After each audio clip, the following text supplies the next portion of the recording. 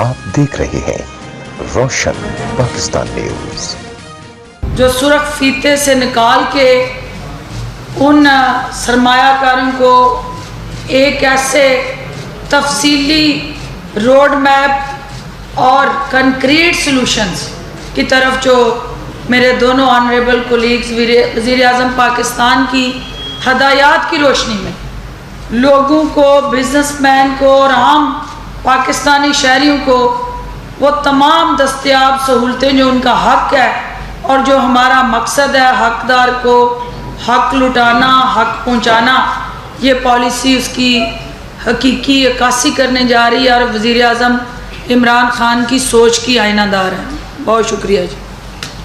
बिस्मिल्लाहिर्रहमानिर्रहीम। फिरदौस मैन, बहुत शुक्रिया। मैं अपनी तरफ से और अपने कॉलीग की तरफ से, नदीम बाबर साहब की तरफ से आप सबका मशकूर हूँ।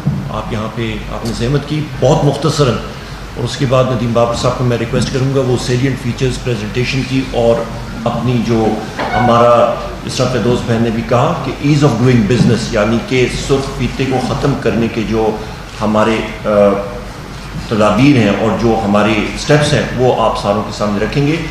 ख़वातीन और हज़रात, आपकी तवज्जुह से नाज़रीन और सामीन को हम लोग यही बताना चाह रहे हैं कि वज़ीर आज़म इमरान ख़ान साहब का यही एक मिशन है कि पाकिस्तान में हम लोग जो सनतकारी है, जो आपके इन्वेस्टर हैं, जो आम शहरी हैं, उनके लिए आसानियाँ पैदा करें। जो घिसा पीटा निज़ाम था उसको, फरजुदा निज़ाम को ख़त्म करके एक नए पाकिस्तान का आगाज़ होना चाहिए।